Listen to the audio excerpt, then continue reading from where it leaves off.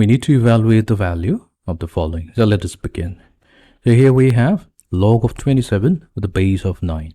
We'll try to make 27 in terms of 9. That means we have 27, that's equals to 3 cubed.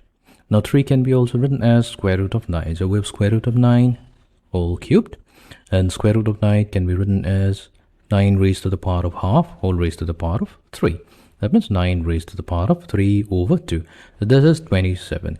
And what we want to do, and we want to write 9 in terms of 27. So 9 in terms of 27 will be, so what we'll do, we'll take 9 raised to the power of 3 over 2 and whole raise it to 2 over 3. So that means we have 27 raised to the power of 2 over 3.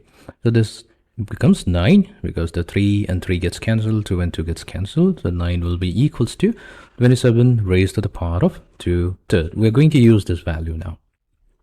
So we have log of 27. So 27 will be 9 raised to the power of 3 over 2 with a base of 9. Minus, we have log of 9, but 9 will be 27 raised to the power of 2 over 3 with a base of 27. Now we'll use the property of log. If we have a times log of b, so that's equals to log of b raised to the power of a. That means our first term will become 3 over 2 times log of 9 with a base of 9, minus second term will become 2/3 of log of 27 with a base 27. Now log of a with a base of a, that is equals to 1. In our case, our a value is 9, and in the second term, a value is 27. So we'll have 3 over 2 multiplied to 1 minus 2 over 3 multiplied to 1.